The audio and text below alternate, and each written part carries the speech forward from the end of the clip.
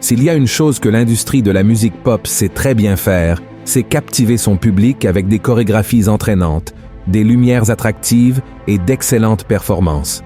La musique pop a aujourd'hui atteint une place inimaginable dans le monde entier. Des personnes de tous âges se sont déjà laissées emporter par le rythme des battements et cette industrie reste forte sur le marché depuis des décennies. Mais aurait-elle un côté obscur? Cette musique persiste-t-elle aujourd'hui uniquement pour son rythme ou aussi à cause de pactes faits en secret? C'est dans cette vidéo que je parlerai de tout sans rien cacher. Donc, si vous voulez savoir ceux qui se cachent dans l'industrie de la musique pop, au-delà de ceux que vous savez déjà, restez avec moi jusqu'au bout. Avant de commencer, je tiens à vous demander de vous abonner à ma chaîne. C'est très facile et ne coûte rien. Il suffit de cliquer sur le bouton « S'abonner » et à côté apparaîtra une cloche. Cliquez également sur cette cloche et sélectionnez l'option « Toutes » pour ne manquer aucune de mes vidéos, d'accord? Alors, commençons. Vous savez peut-être que la musique pop provoque des effets de bien-être et de plaisir dans notre cerveau en raison de son rythme intentionnellement répétitif. Les rythmes qui ont explosé dans le top 10 des charts musicaux étaient ceux qui suivaient ce modèle, procurant aux gens une sensation de plaisir et de joie. Cependant, en contrepartie, tout ce qui brille n'est pas toujours de l'or. Ce côté obscur ne se nourrit pas seulement de chansons sensuelles et profanes, mais il y a quelque chose en coulisses que le public en général ne voit pas. Et il n'est pas étonnant que la musique pop porte dans ses paroles la méchanceté et le péché. Mais dans cette vidéo, nous ne nous concentrerons pas sur les paroles sensuelles du marché pop, ni même sur les symboliques subliminales comme l'œil qui voit tout présent dans les clips, ni sur les références au diable.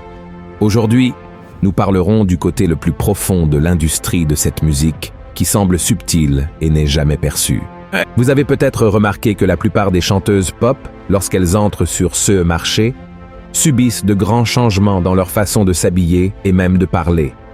Certaines d'entre elles commencent même avec une image douce et romantique, montrant de la fragilité et même de l'ingénuité. Mais vous êtes-vous déjà demandé pourquoi elles se transforment au fil de leur carrière? Le marché de l'industrie pop ne semble pas être si gentil avec les chanteuses qui font leur pacte avec lui. Ce marché exige que ces artistes perdent leur douceur et leur fragilité, tout cela dans le cadre du plan, car l'idée initiale n'est pas seulement de les rendre séduisantes, mais de choquer tout le public avec une nouvelle persona, c'est-à-dire la nouvelle identité de la chanteuse pop qui sera révélée à tous. Les stratégies utilisées à cette fin vont de l'exemple classique de tourner un clip vidéo montrant leur nouvelle persona, comme l'a fait Taylor Swift et Miley Cyrus, jusqu'à l'exemple de Katy Perry quand elle a coupé ses cheveux pour lancer sa nouvelle ère. Et les autres chanteuses pop suivent cet héritage entre discontinuité et renaissance, avec des enregistrements exotiques, des vêtements provocants, de nouveaux noms, de nouvelles coiffures et même des tatouages indiquant une réinitialisation. Cela me fait réfléchir à une chose. Plus un chanteur se rapproche de ceux que l'industrie exige, plus il s'éloigne de Dieu. Plus ce nouveau personnage est provoquant, plus il s'éloigne aussi des goûts de son public. Ainsi, son public a deux choix. Soit arrêter de le suivre, soit admirer encore plus ce nouveau personnage. Remarquez que le changement exigé par l'industrie pour garantir le succès fait passer le chanteur pop d'un extrême à l'autre.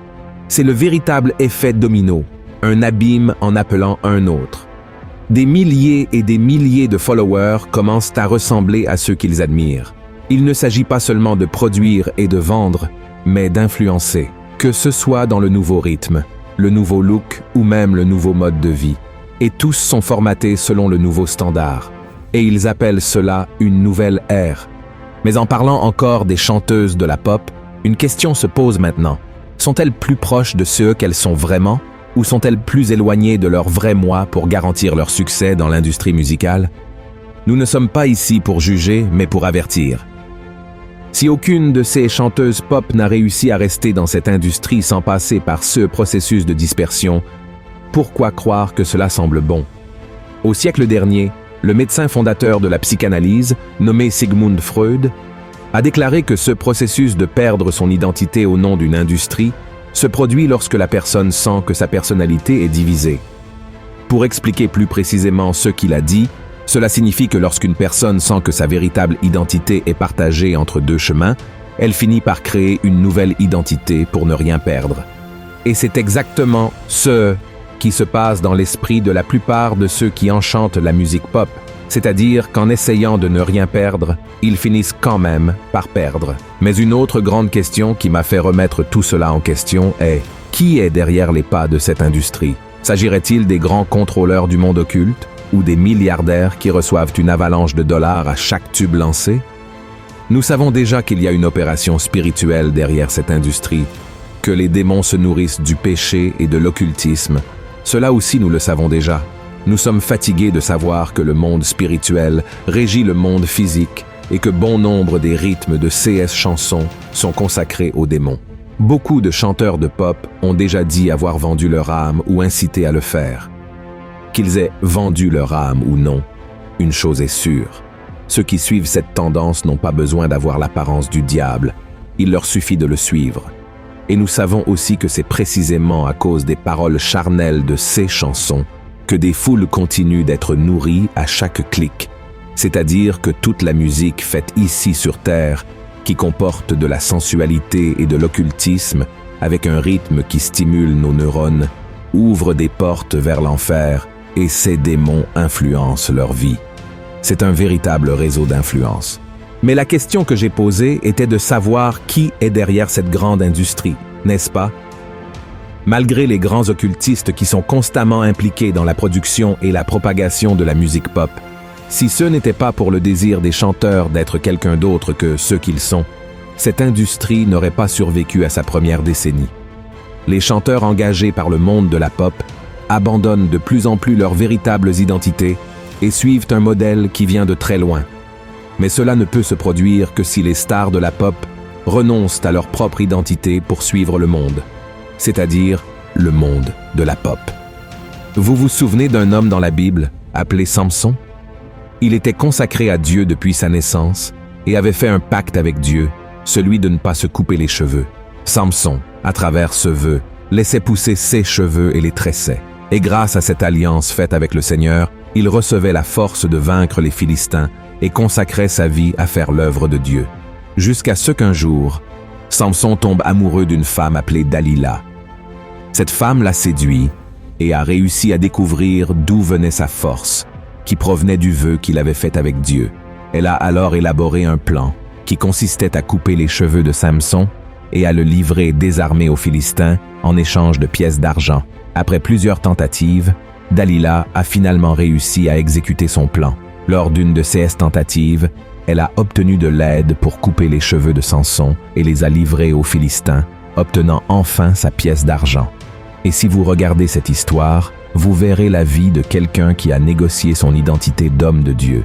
Samson a négocié son vœu de Nazaréen pour les passions de la chair. Il a négocié sa véritable identité pour faire ce que Dalila voulait vraiment. Et remarquez que je fais un parallèle entre la vie de Samson et la vie de tant de chanteurs de la pop. Je compare également Dalila à l'industrie de la musique pop. Tout comme Dalila avait une belle apparence, séduisait et stimulait les neurones de Samson, ainsi en est-il de l'industrie de la musique pop. Et tout comme Samson ne connaissait pas le côté obscur de Dalila, ceux qui font le pacte avec l'industrie verront que pour rester en haut des classements, ils devront tôt ou tard révéler le secret de leur grande force. Ce que je veux dire, c'est que pour renaître sur le marché de la pop, ces chanteurs devront renoncer à leurs précieux trésors, c'est-à-dire à leur propre personnalité. Nous avons d'autres exemples dans les écritures d'hommes qui ont abandonné leur véritable identité parce qu'ils étaient partagés entre deux chemins, suivre Dieu ou recevoir la gloire et les applaudissements. Salomon, le fils de David, fut l'un de ces hommes. Le roi Saül fut également un autre qui a renié Dieu et a commencé à suivre l'occultisme. La grande vérité est qu'il ne vaut pas la peine de gagner le monde entier et de perdre son âme pour le diable. Il n'est pas rentable de conquérir la gloire et les applaudissements en échange de vendre son âme à l'ennemi. Et quand je dis vendre son âme au diable, je ne parle pas de conclure des pactes sataniques, mais de livrer son âme en échange de la gloire et des likes, et de voir son pouvoir d'influence être détourné vers le mal. Frères et sœurs, nous sommes la génération des influenceurs, et nous choisissons comment nous influencerons et qui seront ceux qui nous influenceront. Dans ce cas, nous pouvons nous tourner vers l'exemple de David, un homme qui avait le cœur selon le cœur de Dieu et qui, malgré ses erreurs, faisait tout pour plaire au Seigneur, même si cela lui coûtait sa propre réputation. David aimait Dieu de tout son cœur et veillait sur sa présence. Et un autre grand influenceur du bien que nous pouvons mentionner ici est l'exemple même de Jésus. La parole de Dieu dit qu'il ne s'est pas tant soucié d'être Dieu, mais qu'il a choisi de s'abaisser de sa gloire pour gagner des âmes à travers sa bonne influence. Et c'est ce qui doit être notre objectif. C'est le secret pour ne pas tomber dans les chansons de l'industrie de Dalila. C'est de chercher à être comme Jésus, qui était doux et humble, sans s'attacher à soi-même, mais en faisant ce qu'il a lui-même enseigné, renoncer à sa propre volonté pour faire la volonté du Père. Frères et sœurs, la musique pop résonne dans les oreilles de chaque Brésilien et de chaque étranger.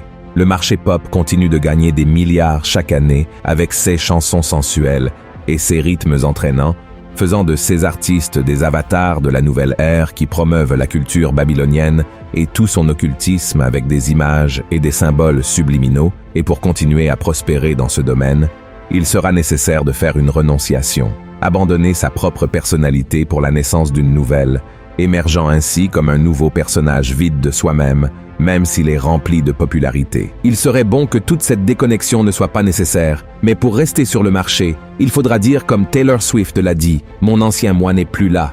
Mes frères et sœurs en Christ, nous n'avons pas besoin de suivre l'exemple de beaucoup, mais nous devons suivre l'exemple de Jésus-Christ lui-même, qui même étant roi, même ayant tout pouvoir, même étant Dieu, n'a pas considéré cela comme quelque chose auquel il devait s'attacher. Il a influencé avec amour et grâce, levant une mer d'influenceurs qui sont aujourd'hui dispersés partout, influençant cette génération à vivre dans la sainteté et à marcher comme David, ayant soif de la présence du Seigneur, cherchant à lui plaire même si cela exige de renoncer aux désirs charnels pour vivre la volonté du Père, qui est bonne, parfaite et agréable. Amen. J'espère que cette vidéo vous a parlé, alors aimez, partagez avec vos amis et votre famille, et je vous attends dans la prochaine vidéo. Que Dieu vous bénisse puissamment. Gros câlin.